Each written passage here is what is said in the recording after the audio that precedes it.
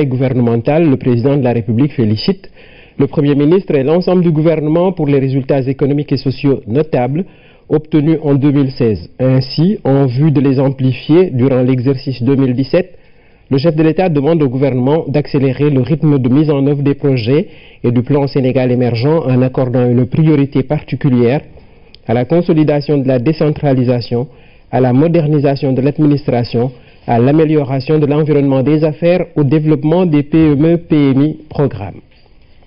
Dans la même perspective, le président de la République demande au gouvernement de veiller à la relance du tourisme, à la valorisation optimale de l'artisanat traditionnel et du secteur informel, à l'intensification de l'exécution des projets de promotion de l'emploi des jeunes, ainsi qu'à l'application de la mesure de baisse de 10% sur les factures d'électricité.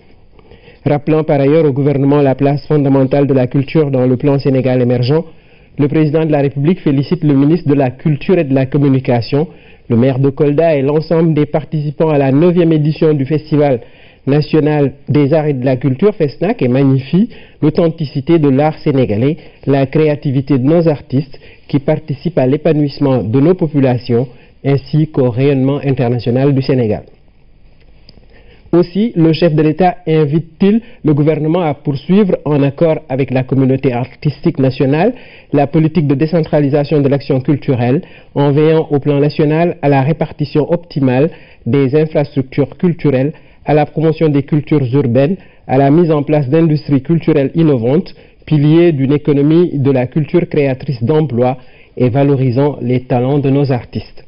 À cet effet, le chef de l'État demande au gouvernement de prendre les diligences requises pour assurer l'application intégrale de la loi sur les droits d'auteur et les droits voisins, de diligenter l'ouverture d'une école nationale des arts et métiers de la culture dans des locaux adaptés et modernes. De même, il convient de soutenir la promotion du livre et de l'art en général à travers l'accompagnement des maisons d'édition, l'acquisition d'ouvrages et d'œuvres par les structures publiques, de hâter la finalisation du classement et de la mise en cohérence des statuts des différents édifices et sites culturels du Sénégal, de veiller à la sauvegarde des bâtiments et sites classés, éléments précieux de notre patrimoine national. Concluant sur ce point, le président de la République informe le gouvernement qu'il recevra prochainement les artistes et hommes de culture dans le cadre du lancement officiel de l'année culturelle 2017. Poursuivant sa communication autour des conseils des ministres délocalisés lancés à Saint-Louis en 2012, le chef de l'État rappelle au gouvernement que cette démarche innovante et civique est l'expression de sa volonté résolue de territorialiser nos politiques publiques et de rompre un clivage ancien entre Dakar et le reste du pays. En effet, les conseils des ministres délocalisés ont permis de recentrer l'action stratégique de l'État dans chacune des 14 régions du pays en les dotant d'un véritable projet de territoire, fruit de la consolidation des aspirations légitimes des populations, ont abouti à l'élaboration d'un vrai programme territorial de l'État qu'il convient d'évaluer. Dès lors, après les conférences territoriales d'évaluation de l'état d'exécution des programmes d'investissement prioritaires de l'État, tenues par les gouverneurs de région, le président de la République informe le gouvernement qu'il entamera un nouveau cycle de conseil des ministres délocalisés consacré à la revue générale des réalisations. Le chef de l'État a clos sa communication sur son agenda diplomatique en informant le Conseil qu'il se rendra le 6 janvier 2017 à la ziara annuelle de la famille oumarienne de Louga et participera le 7 janvier 2017 à Accra à la cérémonie d'investiture de son Excellence M. Nana Akufo-Addo, nouveau président de la République du Ghana. Le Premier ministre a axé sa communication autour du suivi rapproché des projets du plan Sénégal émergent avant de rendre compte de la coordination de l'activité gouvernementale. Le ministre des Affaires étrangères et des Sénégalais de l'extérieur a fait le point sur la situation africaine et internationale. Le ministre de l'économie, des finances et du plan a fait le point de la conjoncture nationale et internationale en revenant sur les résultats de l'économie en 2016. Le ministre auprès du président de la République en charge du suivi du plan Sénégal émergent a rendu compte de l'état d'avancement des différents projets et programmes. Au titre des textes législatifs et réglementaires, le Conseil a adopté le projet de loi autorisant le président de la République à ratifier le protocole additionnel à l'accord entre la République du Sénégal et l'Agence internationale de l'énergie atomique, AIEA, relatif à l'application des garanties dans le cadre du traité de non-prolifération des armes nucléaires signé à Vienne, en Autriche, le 15 décembre 2006. Le projet de loi autorisant le président de la République à ratifier l'amendement de la Convention sur la protection physique des matières nucléaires, adopté toujours à Vienne, en Autriche, le 8 juillet 2005. Au titre des mesures individuelles, le président de la République a pris les décisions suivantes. M. Abdoulaye Seydou Sow, administrateur civil, est nommé président du Conseil d'orientation du Programme national des domaines agricoles communautaires, PRODAC. M. Mamina Dafé, biologiste titulaire d'un DESS en aquaculture, précédemment directeur technique du Programme des domaines agricoles communautaires PRODAC, est nommé coordonnateur national du PRODAC en remplacement de M. Jean-Pierre Senghor, appelé à d'autres fonctions. C'est signé le ministre porte-parole du gouvernement. C'est là la lecture du communiqué du Conseil des ministres qui s'est réuni ce mercredi au Palais de la République. Je vous demande de faire preuve de rigueur, d'humilité et de discipline. Ce sont les mots du président de la République à l'endroit de l'équipe nationale de football qui va défendre les couleurs de la nation à la CAN 2017. Le chef de l'État, qui a remis aujourd'hui au Lion le drapeau national, les exhorte à avoir le sens du patriotisme, du courage et de la responsabilité. Nous l'écoutons. Je voudrais avant tout vous présenter mes meilleurs vœux de bonne année 2017, dont le plus ardent est certainement de gagner la Coupe d'Afrique des Nations.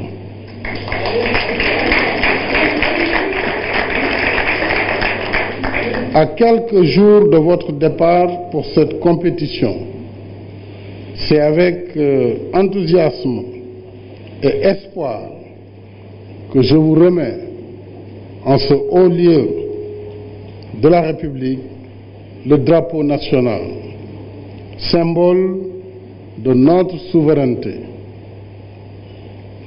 Avec confiance aussi, car vous bénéficiez sans réserve du soutien indéfectible de votre peuple.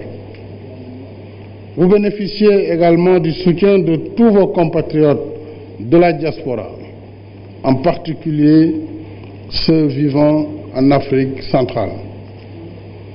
Vous portez sur vos épaules, cher Lion, la lourde responsabilité, mais aussi l'honneur insigne de défendre les couleurs nationales.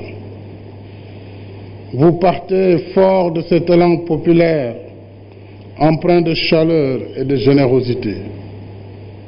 Vous partez fort du classement de la FIFA, qui a déclaré le Sénégal première nation africaine de football. Vous partez fort du legs précieux de vos anciens depuis Asmara en 1968, récemment depuis le Mali en 2000 et la Corée en 2002. Certains de vos devanciers sont là, côté public cette fois-ci, El Hadj Diouf, Khalidou Fadiga, qui sont des ambassadeurs itinérants dans mon cabinet. Vous pouvez puiser dans notre riche histoire sportive des repères et des ressources nécessaires pour tisser les fils de la victoire. Cher Lion, vous allez écrire pour notre football de nouvelles lettres de noblesse et porter ainsi notre pays sur les cimes du sport africain. Vous en avez le talent, le potentiel et la carrure. C'est parce que la nation reconnaît et apprécie à sa juste valeur vos aptitudes et qualités remarquables que le gouvernement continuera de vous apporter tout le soutien moral, matériel et organisationnel nécessaire. Je vous demande de faire, plus que par le passé, preuve de rigueur, de discipline et d'humilité. En votre qualité d'ambassadeur du Sénégal, vous devez avoir en toutes circonstances un comportement irréprochable en restant attaché aux valeurs de courage, d'honneur, de dignité et de respect de l'autre. Représenter le Sénégal à cette haute compétition exige de chaque membre de la délégation un sens élevé des responsabilités et un engagement patriotique trempé dans nos vertus cardinales. Je voudrais, bien entendu, au-delà des footballeurs, encourager le sélectionneur national, Aliou Cissé. Vous encourager et vous dire tout notre soutien. Toute la nation est derrière vous. Vous êtes le sélectionneur national. Mais le Sénégal a la particularité d'avoir 14 millions de sélectionneurs nationaux. Chacun compose son équipe, mais votre seule composition est celle qui vaille et qui nous engage. Donc vous avez notre soutien total pour le management de votre équipe. Les Lions se disent conscients des attentes du peuple sénégalais et promettent de tout donner à la CAN. Ils ont envie de rendre fier le peuple sénégalais en ramenant la Coupe d'Afrique des Nations. Voici quelques réactions recueillies par Pape Biram Biguenya et Aboubakry Kane. On doit ramener la coupe ici. Maintenant, il faut pas que le dire, il faut le faire. Et le message, il est très clair. Tout le peuple sénégalais est derrière nous, donc on va vraiment tout faire pour remporter cette coupe. C'est un message d'encouragement, de soutien. Et voilà, aujourd'hui, ça s'est très bien passé. On a été content d'être reçu ici par le président de la République. Donc voilà, on va essayer d'aller là-bas et donner le maximum et revenir avec cette Coupe d'Afrique. Et vous êtes conscient de l'attente du peuple sénégalais aujourd'hui? Oui, on en est conscient. Ça fait des années maintenant qu'on est conscient de ce que le peuple sénégalais attend de nous. On sait que ça ne va pas être facile, mais on va y aller avec toute notre tripes et donner tout ce qu'on a pour pouvoir faire plaisir à tous ces gens, tout ce peuple. Son discours est très motivant et nous donne justement de la force pour pouvoir aborder cette CAN. On sait qu'on doit faire une belle CAN justement par rapport aux précédentes qu'on a, on va dire, loupées. Donc maintenant, on sait les erreurs qu'on a fait et on va faire le maximum justement pour les corriger, pour aller loin dans ce parcours. Le message du président de la République a été fort, mais je pense aussi que c'était un message positif. Et je pense que le message a été bien passé. Et maintenant, on sait bien qu'est-ce qu'il nous reste à faire. C'est surtout d'aller là-bas et de ne pas faire ce qu'on a fait il y a 2 ans. Maintenant, qu'est-ce qu'on veut faire nous? C'est vraiment essayer d'aller là-bas, rendre fier le peuple sénégalais, rendre fier nos familles et rendre fier aussi le président de la République du Sénégal. Ça nous a galvanisé, je pense. C'est une motivation. Moi, je retiens juste que le peuple, tout le monde est derrière nous et tout le monde nous attend. Et je pense que tout le monde a envie que le Sénégal remporte la Coupe d'Afrique. Moi, je demande juste au peuple sénégalais de prier pour l'équipe nationale. Parce qu'on a besoin de la santé, on a besoin de tout le monde, on a besoin des prières, parce que c'est une Coupe d'Afrique. Je demande que tout le monde soit uni, Sénégalais, Sénégalaises, chrétiens, chrétiennes, musulmans, musulmanes, que tout le monde soit derrière cette équipe. Et nous, en tant que joueurs, on fera tout, parce qu'on est déjà motivés, on fera tout pour faire plaisir au peuple sénégalais, pour faire plaisir à nous-mêmes aussi.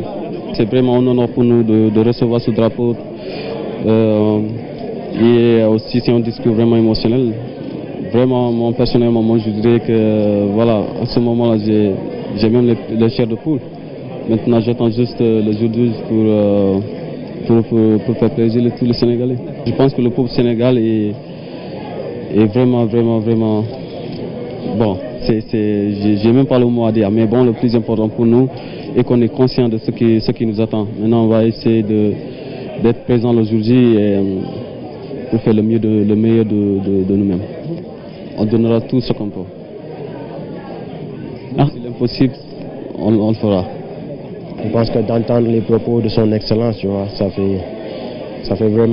fait plaisir et que ça prouve encore une fois de plus qu'il est derrière l'équipe nationale et qu'il a tout fait lui et le ministre des Sports pour que les choses avancent vraiment. Après, je pense que la balle est dans notre camp, nous joueurs. C'est à nous maintenant de se concentrer sur le travail et sur notre Coupe d'Afrique et de faire une très bonne Coupe d'Afrique. pour que le peuple soit fier de nous. Sincèrement, c'est encourageant et puis c'est un honneur comme toujours de venir à l'intérieur du palais de la République, voir le président, son excellence monsieur Macky Sall. Et puis voilà, de donner ce discours, c'est quelque chose qui est vraiment extraordinaire. Ça nous renforce, ça nous donne beaucoup de force et puis j'espère avec ça on pourra donner aux Sénégalais ce qu'ils attendent de nous. Non, je pense que le président nous a donné les armes nécessaires pour qu'on puisse représenter le Sénégal dignement à la compétition africaine. Donc je pense que c'est à nous de faire le boulot, de jouer les matchs à fond, de ne pas aller avant la CAN ni après la CAN, d'y être pendant le déroulement de la compétition et de gagner tous nos matchs et pourquoi pas remporter la coupe. Les remises du drapeau, c'est toujours un moment très spécial, donc c'est un message très fort.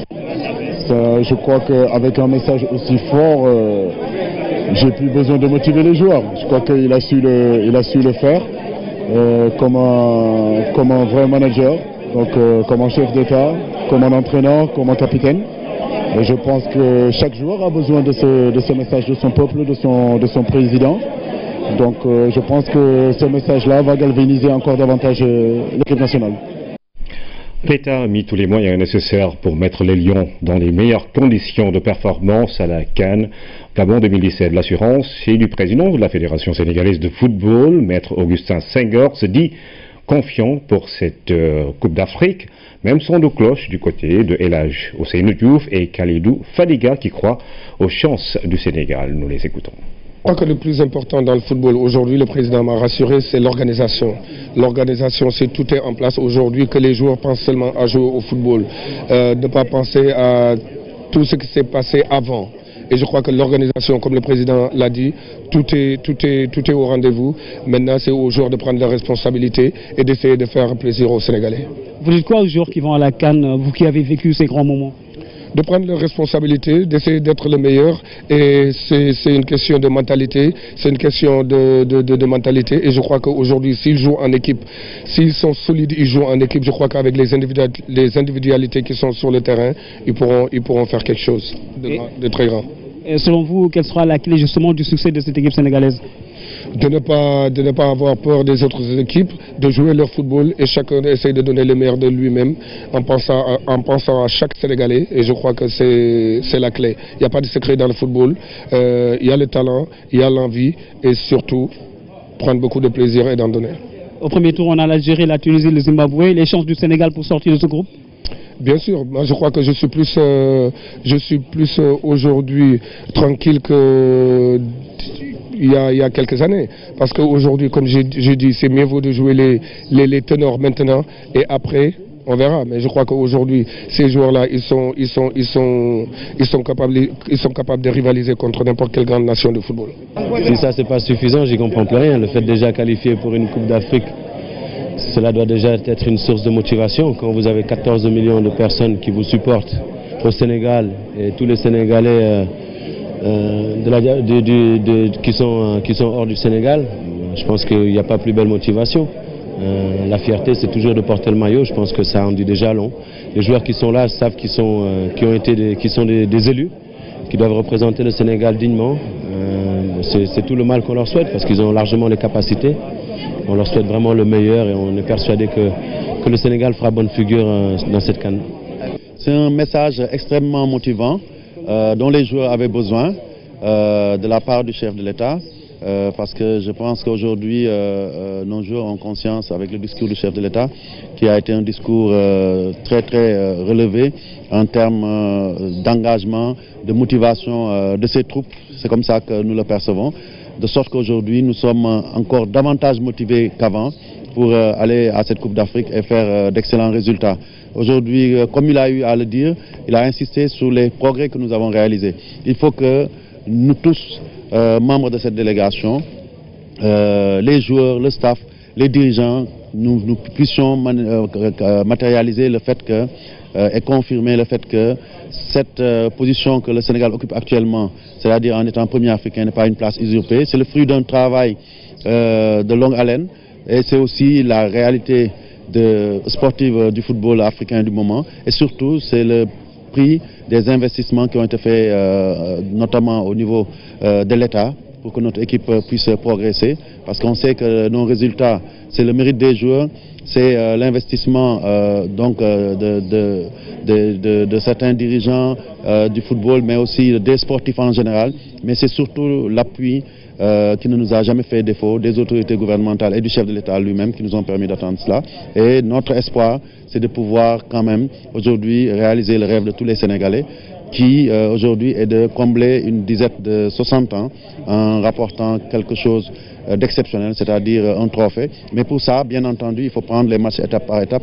On sait qu'on n'est pas sorti lors des 2 dernières CAN du premier tour. L'objectif premier, ce sera de passer le premier tour. Et en quart de finale, je suis sûr que ces joueurs, s'il faut aller chercher la coupe, ils la chercheront et la ramèneront aux Sénégalais.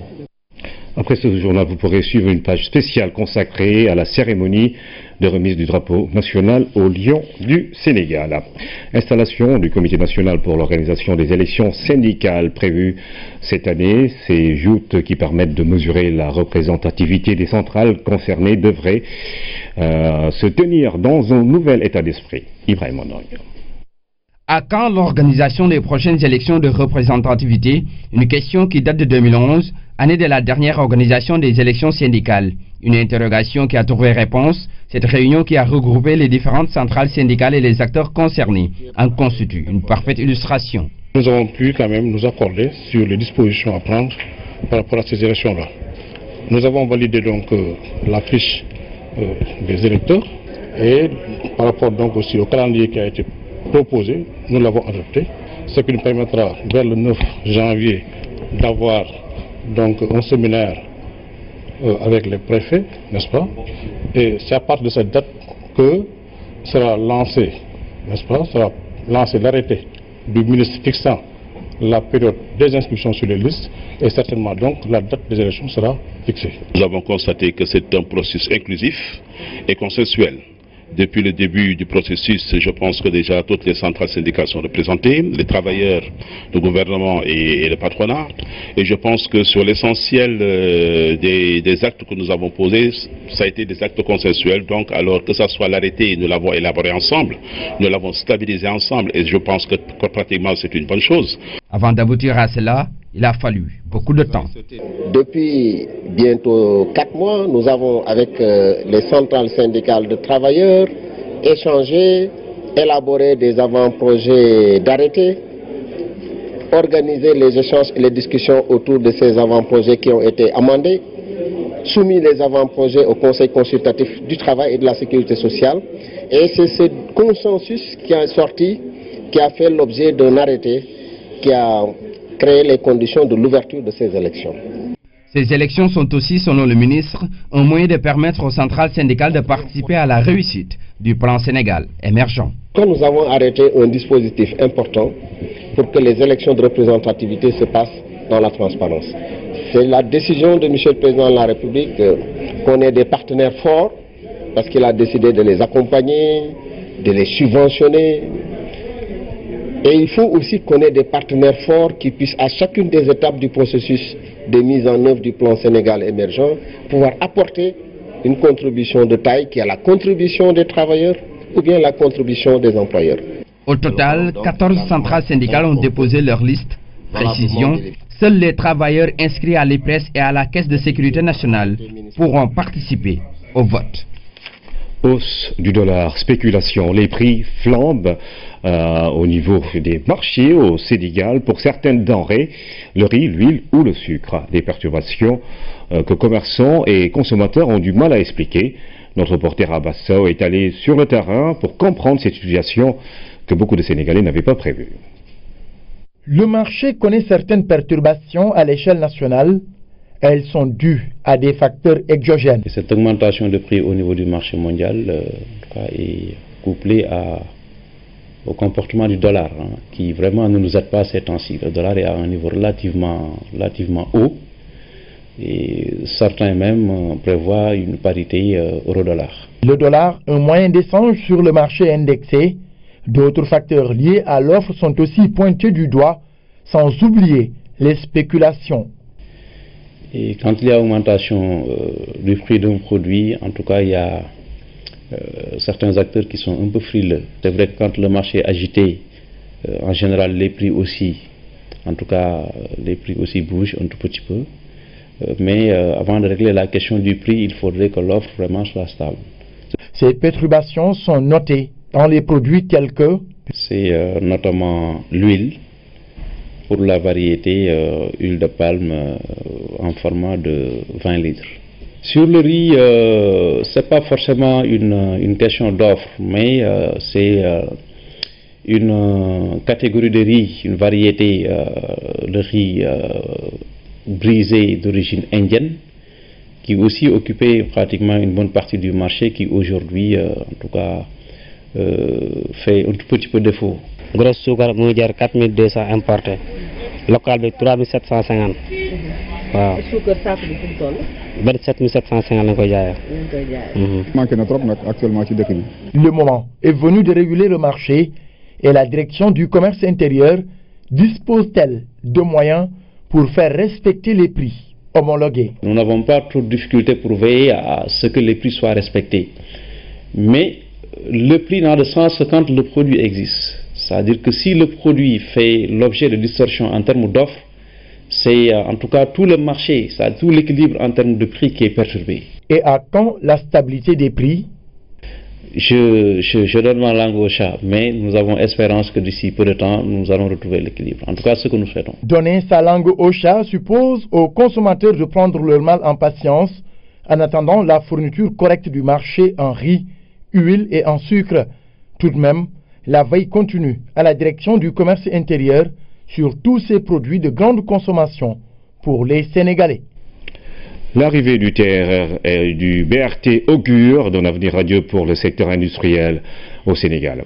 Selon Ali Ngouille, invité de l'émission Le Point, le ministre de l'Industrie et des Mines reste convaincu que le projet est financièrement et économiquement rentable pour notre pays.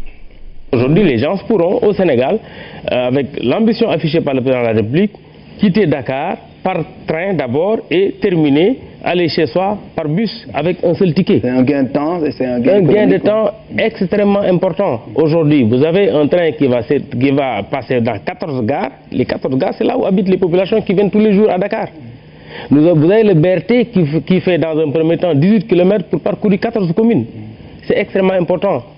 Ce train-là, aujourd'hui, va transporter au moins 115 000 personnes par jour, dans des délais réduits. Beaucoup d'effets positifs, ne serait-ce que par rapport à la contribution du CO2 sur l'atmosphère, la rapidité, l'encombrement, tout ça là, c'est des éléments qui diminuent, donc c'est extrêmement important.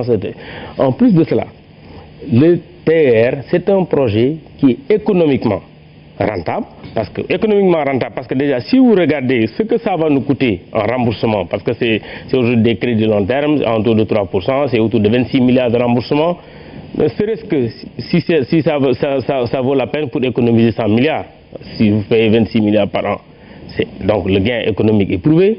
Maintenant le gain financier également sur ce projet est également prouvé, parce qu'avec le projet en taux de rentabilité au moins de 15%. Les réels. Donc ça veut dire que ce projet, il est économiquement rentable, il est financièrement rentable, il fait partie de l'ensemble des projets que le président a mis en place pour permettre que Dakar respire tout en réglant également les problèmes posés par les Dakar. L'émission Le Point à suivre après cette édition. Pour renforcer la lutte contre la mortalité maternelle, l'USAID dote le ministère de la Santé et de l'Action sociale de moyens roulants et de matériel hospitalier. Ils sont destinés à la région de Kaffrine, constitués de voitures, de liaison et de motos. Le lot a été remis aux autorités sanitaires régionales par le ministre de la Santé et de l'Action sociale, Omar Diaw. Les Kaffrinois se sont déplacés jusqu'au ministère de la Santé pour enlever un matériel fortement attendu. Élus locaux et personnels de santé en tête, ravis. C'est d'ailleurs leur région qui a servi de test au programme d'amélioration de la santé de la mère et de l'enfant. Il a déjà permis d'importantes réalisations. L'ouverture de l'unité de néonatologie entièrement équipée et qui permet aujourd'hui de prendre en charge les nouveau-nés en péril sanitaire. À cela s'ajoute l'ouverture de nombreux postes de santé dans des zones reculées. Le recrutement de 33 sages-femmes, Kaffrine ne fait que récolter les fruits de son engagement en faveur de résultats concrets. Vous avez accepté de travailler, d'avoir des résultats pour avoir des financements. Et c'est comme ça qu'on pourra fonctionner. Ce n'est pas la peine d'investir s'il n'y a pas de résultats. Ce que tout le monde cherche, ce sont des résultats. Le tableau n'est pas partout au vert. Des zones comme Malé-Modar restent des points durs avec des distances importantes entre les structures de santé et les populations. Et encore, la mortalité maternelle la plus importante. Apporter des moyens roulants de supervision ou pour des stratégies avancées n'est pas superflu. 4 véhicules qui vont pouvoir faire la différence, notamment dans le cadre de la supervision. Les motos également. Ne donnons pas des motos sans les casques. C'est pour vous dire qu'on pense à tout. L'USAID reste un important partenaire de l'administration de la santé, en atteste le volume de son appui.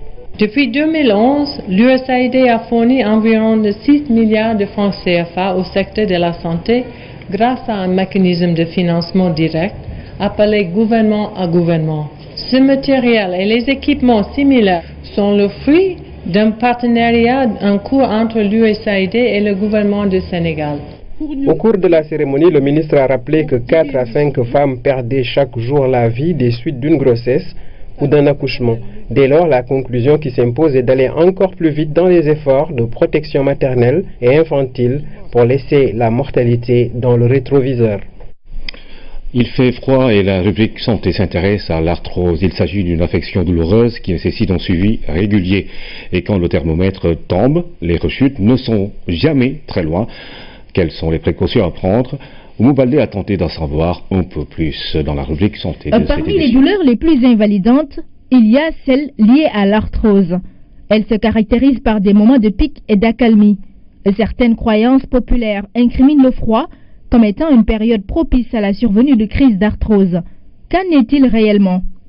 Si c'était le froid qui amène le rhumatisme, toutes les personnes qui vivent dans les régions tempérées, notamment les zones tempérées, allaient être tous des personnes, en tout cas, qui présentent des rhumatismes. Et l'autre élément aussi, il nous arrive même d'utiliser le froid pour réduire certaines douleurs au cours des rhumatismes. Chacun d'entre nous a déjà entendu parler de vessie de glace en cas, par exemple, d'atteinte articulaire, notamment dans le cadre d'atteinte inflammatoire, comme par exemple une crise de goutte. Donc il faut savoir que ce n'est pas le froid en tant que tel qui amène le rhumatisme. Même si aucune corrélation n'a été mise en évidence, il existe quelques exceptions par rapport aux effets des variations climatiques sur l'arthrose. Les rhumatismes ont cette particularité d'évoluer le plus souvent par poussée et rémission, puisque c'est une maladie chronique qui ne guérit pas. Qui ne guérit pas, ça ne veut pas dire qu'on n'a pas besoin de le traiter, puisque j'ai parlé tout à l'heure de cette perte d'autonomie si la maladie évolue, qu'il faut absolument traiter, et qui évolue encore une fois par poussée et rémission. Et les poussées vont être entraînées par plusieurs facteurs, dont les changements climatiques. Ce qui fait qu'en cas de changement climatique, en particulier en cette période, plusieurs patients qui présentent de l'arthrose vont avoir des poussées de leur maladie. Qu'il y ait un mauvais ou un meilleur temps pour l'arthrose, l'affection reste toujours invalidante. Toutefois, le patient peut réussir à limiter ses effets en consultant tôt et en se fiant aux recommandations de son médecin. Des traitements existent, il faut le dire. Plus le patient vient tôt, mieux c'est. Ça permet de freiner l'évolution de la maladie et surtout dans les formes secondaires, c'est-à-dire les formes où une anomalie peut être corrigée le plus souvent, le traitement quand même gagnerait à être fait très tôt. Et pour ce qui est de l'arthrose par exemple, en particulier l'arthrose du genou, nous conseillons souvent à nos patients de porter des chaussures avec des semelles élastiques, puisque ces semelles permettent d'absorber les chocs et de réduire notamment les contraintes au niveau des articulations, notamment des articulations portantes. Parmi les autres effets positifs sur l'arthrose, on peut citer une bonne masse corporelle, boire beaucoup d'eau, la pratique du sport sur conseil de son médecin par rapport au choix d'une activité adaptée, la kinésithérapie est aussi recommandée. Elle doit également se faire sur avis médical. De plus en plus dans le service public ou privé, la priorité est accordée aux personnes du troisième âge pour le paiement de factures, le retrait d'argent ou dans le secteur du transport aérien, le troisième âge à la faveur de la longévité. Le public se plie à cette règle qui semble faire l'unanimité. Le reportage du jour est signé Jean Dior. Une matinée à l'agence Sénélec de la Patte d'Oie, c'est l'échéance de paiement des factures d'électricité. Il faudra être patient car l'attente sera longue, mais elle l'est moins pour les vieilles personnes. Même si certains s'impatientent, d'autres se permettent un petit somme. La faveur est réservée au troisième âge. Une caisse leur est dédiée. Oui, parce que nous avons remarqué que les personnes du troisième âge ont quand même des difficultés de mobilité et tout. C'est la raison pour laquelle nous avons réservé au niveau des caisses, une caisse appelée caisse troisième âge. Donc il en est de même aussi au niveau des accueils commerciaux. Là aussi, un traitement diligent est réservé aux personnes du troisième âge. Depuis 3 ans, la direction de la clientèle et du marketing de la SDE a mis toutes les agences dans le même dispositif. Le troisième âge est regroupé dans une partie de la salle d'attente. Le troisième âge, les vieux, les personnes âgées, ne prennent pas de ticket. Ils ne prennent pas de ticket du tout. Ils ont un lot de 10 chaises que vous allez voir dans le hall, où ils s'asseyent et ils viennent au fur et à mesure sur la caisse qui est désignée. Cheveux blancs ne signifie pas toujours personne âgée. Le problème fait souvent polémique dans les agences, mais la sécurité veille au respect de cette règle et les bénéficiaires apprécient. Méthode, parce que le fait de passer au troisième âge, c'est déjà une très bonne chose. Dans toute société, quand même, il faut des changements. Donc, le fait quand même de vouloir créer ou bien innover des trucs pareils, donc vraiment, nous adhérons complètement. Les personnes âgées ont une santé fragile. Elles n'ont pas la même force que les jeunes. Yacine Thiam arrive à l'aéroport Léopold Sédar Senghor. Assise sur une chaise roulante, même si elle ne souffre d'aucun handicap, la vieille dame est guidée par les agents de facilitation qui ont pour mission de s'occuper des personnes du troisième âge. Ici, ces dernières sont dans le lot des personnes à mobilité réduite. Ils empruntent cette file, toujours accompagnés par un de nos agents, manutentionnaires ou agents d'enregistrement, et ils passent en salle d'embarquement. Au moment de l'embarquement aussi, pareil, ils embarquent en premier, en même temps que les personnes à mobilité réduite ou les passagers à particularité. L'assistance se fait dans les deux sens, aussi bien au départ qu'à l'arrivée. Donc à l'arrivée, la chaise est déjà sollicitée ou, comme je dis, on est sur le fait où la chaise est demandée juste au moment du traitement. Donc le personnel est mis à disposition, va vers le client, l'installe sur la chaise et l'achemine vers la salle d'embarquement. Après ces formalités, la vieille est accompagnée jusqu'en salle d'embarquement. Du tarmac à l'avion, elle s'est déplacée grâce à l'ambulance. Nous nous retrouvons que notre rôle, c'est d'abord de mettre à disposition des équipements par rapport à ces personnes âgées. Notre rôle consiste à participer à l'accélération des opérations au sol. En qu'en faisant, l'agent de facilitation a un rôle principal et déterminant d'assistance, de rassurer le passager, d'informer le passager, mais de guider et d'orienter le passager. Certaines personnes qui aujourd'hui utilisent cet aéroport, nous avons surtout tenu à nous conformer au texte de l'OACI, qui nous demande d'apporter assistance aux personnes âgées ou qui ont des difficultés pour se déplacer. Et nous le faisons en étroite collaboration avec les sociétés de handling. Dans le transport urbain, les aînés ne sont pas souvent très à l'aise.